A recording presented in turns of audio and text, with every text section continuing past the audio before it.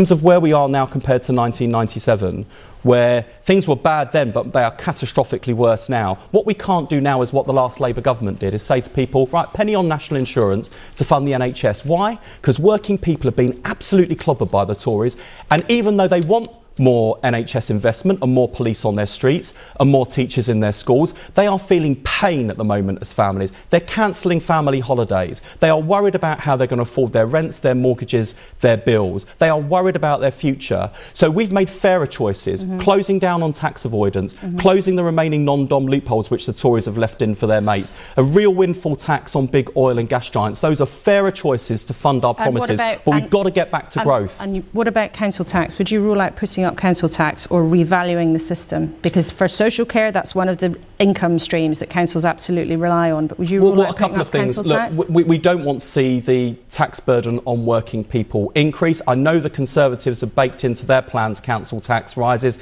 That's in the government's spending forecast. What Rachel Reeves is going to work to do is to get growth back into our economy so we can invest in our public services and ease the tax burden on people. But would you rule out increasing or allowing councils to increase council tax still further?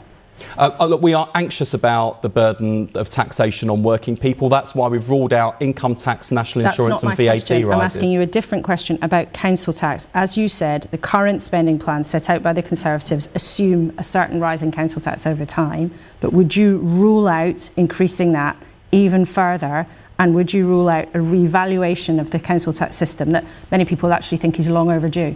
Well, I know the Conservatives have baked into their plans inflation-busting increases in council tax, rises in fuel duty and other taxes that will hit working people. It's our ambition to get our country back to growth so that we can invest in our public services without clobbering people with higher taxes.